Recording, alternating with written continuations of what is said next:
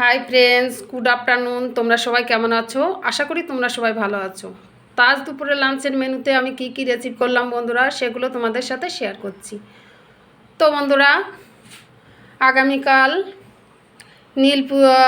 নীল পুজো, তো তার উপলক্ষে আমরা নিরামিষ খাচ্ছি আজ। তার জন্য নিরামিষ রান্না করেছি সব কিছু।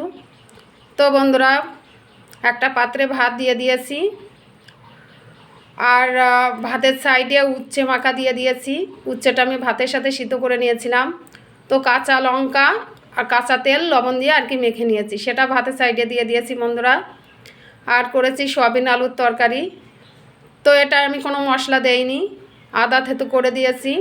আদা থেতো, জিরে, শুকনো লঙ্কা ফোড়নে আলু আর সয়াবিন ভেজে রেখেছিলাম।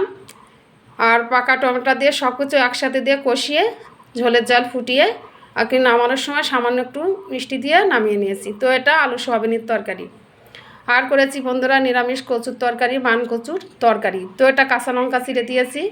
কচুটা আমি আগে থেকে সিদ্ধ করে নিয়েছিলাম, তারপরে ভেজে জিরে ফোড়নে দিয়ে একেবারেই দিয়েছি। জিরে ফোড়নে দিয়ে ভেজে আর কি জল ঢেলে দিয়েছিলাম।